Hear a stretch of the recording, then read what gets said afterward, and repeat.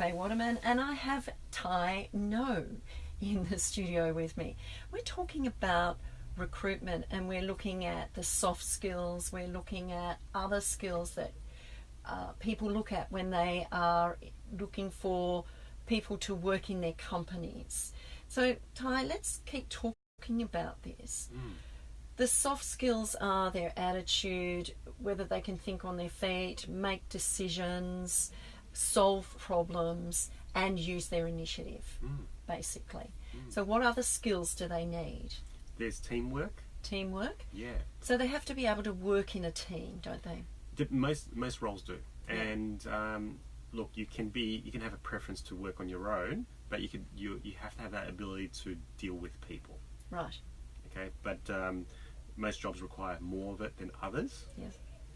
But the ability to, especially when you're moving up the ranks, when you're up the 100K and above, you need to know how to deal with people. Absolutely. You've got to have those people skills, don't you? You do. And those skills are what? Having communication, Yeah. connecting, That's right. and actually listening. Yeah. Very, very important. And what other skills do they need? Well, look, leadership is one as well. And leadership, and I was taught this by a great mentor of mine. It doesn't mean you have to manage people, but you know how to lead people as well. Yeah. So, yeah. A leader isn't someone who manages the people themselves. He oversees and makes sure things go smoothly. And if there's something that's not quite right, he will step in and support. That's right. Whatever needs to be happening. Exactly. So giving that support, but also setting that vision, setting that goal that everyone's working towards, and why. Why is that vision so important? So there's quite a lot of different facets, and I want to emphasize on the soft skills is quite important, because you can have someone that's got the exact experience, the exact qualifications that you are looking for. They've got a really poor and bad attitude. Yeah, and if they don't have a good attitude, you can't.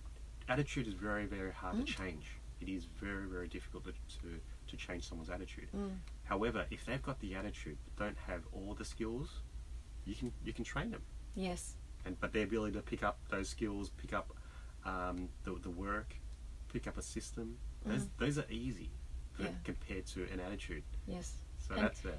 And to change an attitude, it takes a long time, because it's a habit that they've developed over a long period of time, and that if they don't have a good attitude, it takes a very long time for them to actually learn how to change that attitude. That's right. And there's different other aspects as well. Yes, there's also that self-awareness piece, ability to be open-minded for feedback, for change as well. And this is where I've noticed more sometimes the older generation, because there's new things, they go, look, but I remember doing it this way, and this is the way I know, and I know it works. But there's a new way of, when it comes to showing a new way, they feel intimidated. No, they feel a bit scared. They go, look, I don't want to do the new way. I want to stick to my old way. But when you go into a company, you've got to fit in with how they do things. Well, there's constant change. If you don't change, you don't grow. That's right. And every company is growing in different aspects, aren't they? That's exactly right. And when there's new technology, or there's a new idea, or there's some other innovation that comes in, you've got to embrace it. You do. And if you don't embrace it, you get left behind. You do get left behind, but also if you don't embrace it, that's where I guess that a lot of people, when they say, no, I don't want to embrace change, I'm happy where I am. And then that's where they're less likely to evolve with the company if it needs to evolve. Yes. Less likely to be hired. Does it make sense? Yes, absolutely. Because if you're not prepared to make those changes, you'll just stay and do the same thing over and over again. And that's where a lot of people, if they've got not a good attitude and they don't like change, nothing changes if nothing changes, does it? Yeah. And so therefore, if they want to work in a certain area, they have to be willing to change, to have the initiative to learn, to be prepared to work with the team, learn and grow. That's right. and be happy about it, because that will change the aspects of your personal life as well, because you will grow, and the people that surround you will grow, because they'll see the changes in you as That's a right. person. Exactly right. And it's very relevant also to move up the corporate ladder. If that's what you want to do, if you want to move up, get paid more, move to the next level, it is so relevant. So I want to share a story about myself in that case. Please. So, as a senior recruitment partner, I felt, like I was getting the best stats. I had the best relationships with my managers, with people, and I was kicking goals. So when there was a manager position that came up, and this was a couple of years back, I applied for it, thinking, I should be able to get it. I should get it. I deserve it. I've worked here a couple of years already, and my stats are the best. When I applied for it, my manager declined for me to get the job, and I said, why? I've got all these stats backing me up, all these scores from all of my clients, all my managers within the company. Why am I not being considered? She goes, well, look, Ty, your skills you're great at what you do in the senior recruitment partner role, but stepping up to the management level, you haven't learned those skills. And what were those skills that you needed to have? She goes, whatever you do in your current job, which is recruiting, the next level in terms of recruitment is only 10% of the job. Wow. All right. So what was it that you needed to have that she said you didn't have, that you probably did have?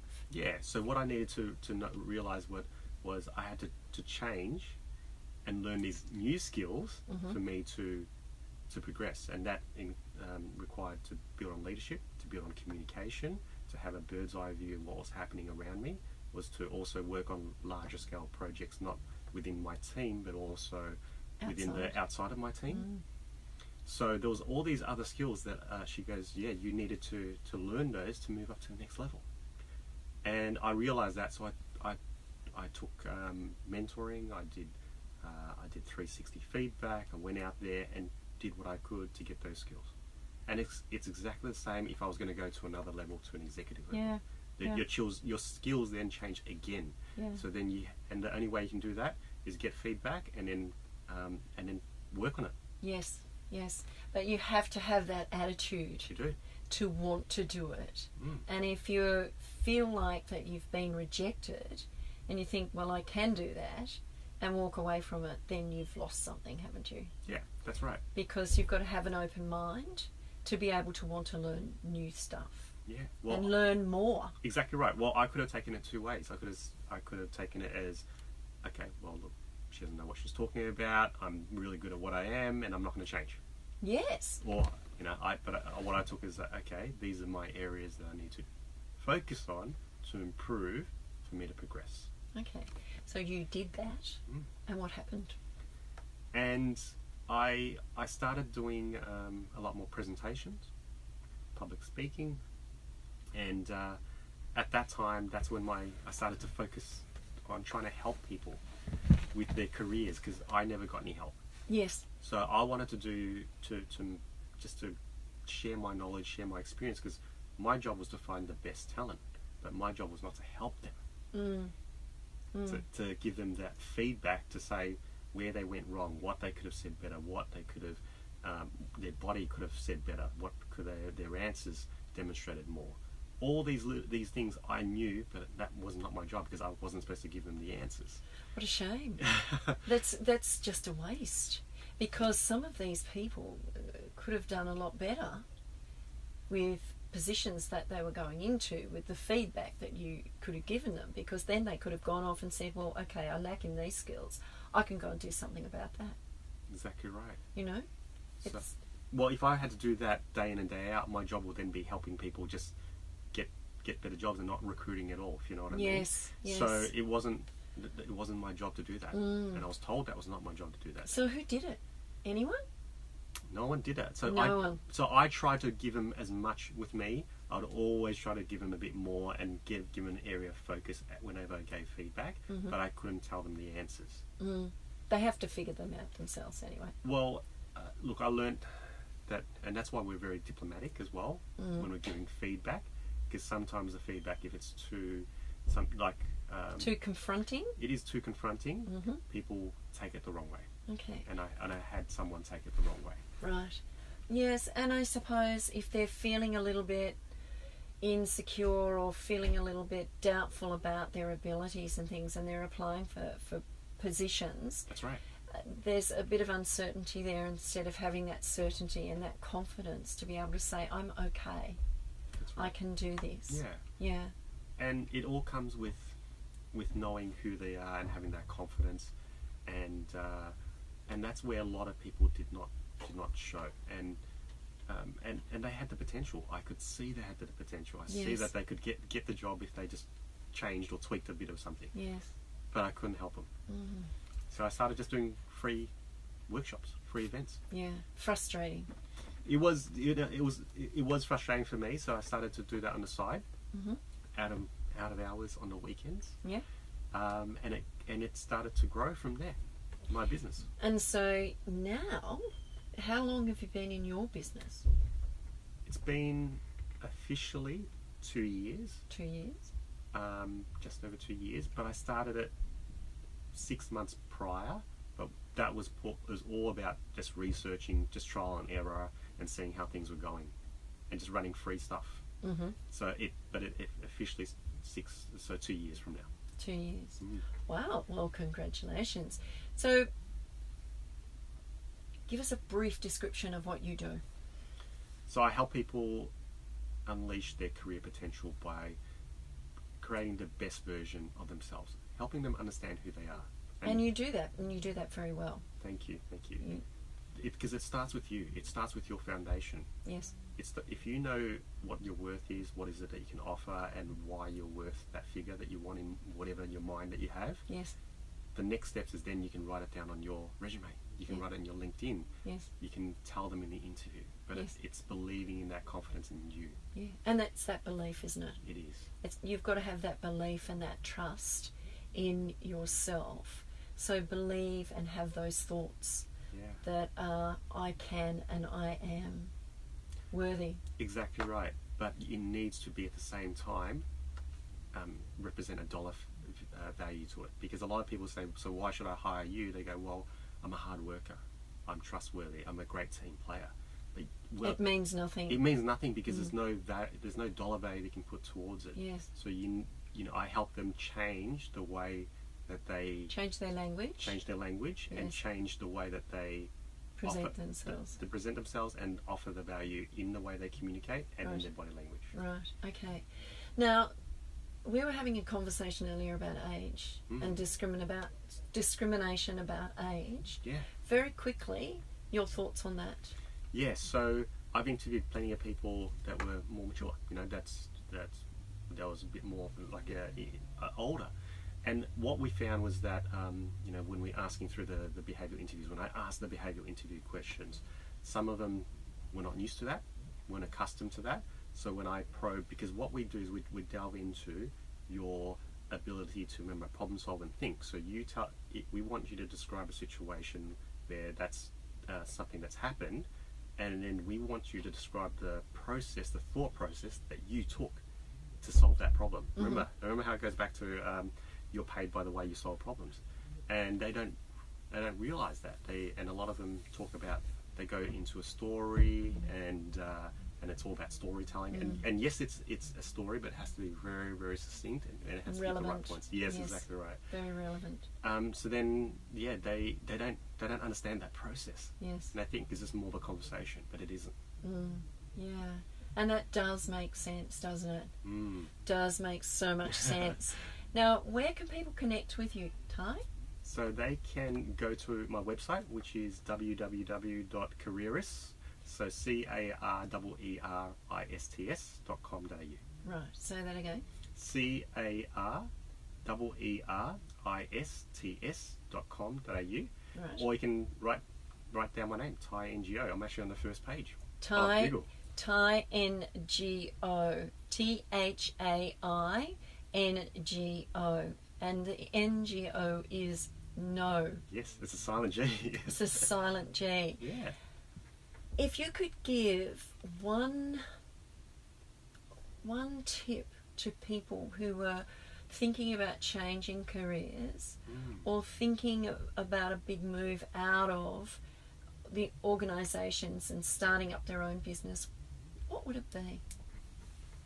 It all starts with you. So you need to understand what you're good at, what makes you love what you've done in your job or in your previous job, or what do you feel that you add real value, and then spin it in a way that is then showcasing a director, an employer, a recruiter, how it adds value to them. Because if you think about it, people hire you not just for the sake of hiring you, they hire you for return on investment. How are you going to make them money, or how are you going to save them money?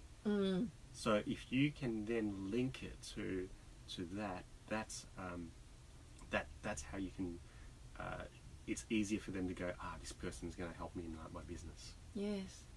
And how many people do you get coming to you that are in positions that they don't like and they want to move from them? Constantly, and it's at every level.